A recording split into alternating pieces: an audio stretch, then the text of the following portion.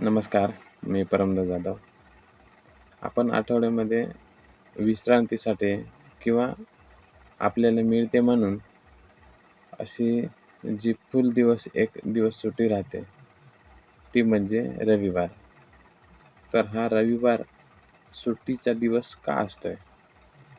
त्याचे काही कारण आहे. तर रविवार सुट्टी असण्यामागे ऐतिहासिक आणि सामाजिक अशी 2 कारणे आहेत. तर भारतात आणि जगात रविवारी सुट्टी होण्यामागे काही मुख्य कारणे आहेत. तर भारतात मजुरांना 7ही दिवस काम करावे लागत होते आणि भारतीय कामगार जी चळवळ होती, त्या चळवळीचे जनक नारायण मेघाजी लोखंडे यांनी ब्रिटिशांकडे मागणी केली, की बाबा आठवड्यातील 6 दिवस काम केल्यानंतर 1 दिवस मजुरांना त्याच्या कुटुंबासाठी आणि समाजासाठी हा मिळाला पाहिजे.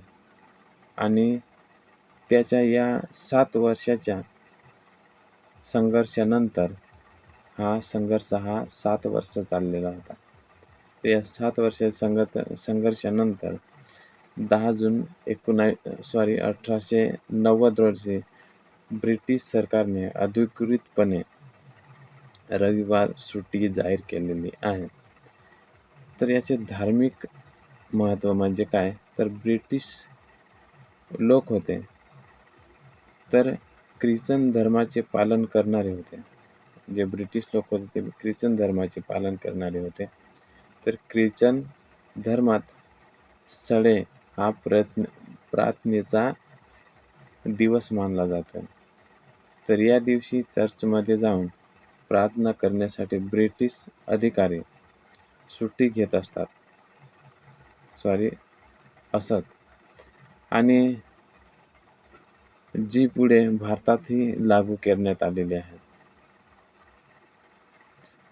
तर आजच्या या काळात रविवार सुट्टी ही जागतिक मानक बनलेली आहे.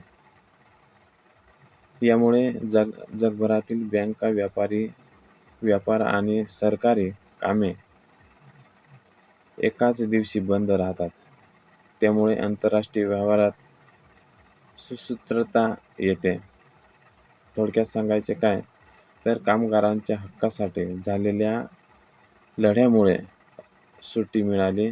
तर धार्मिक आणि प्रशासकीय सोयीसाठी ही परंपरा सुरू झालेली आहे.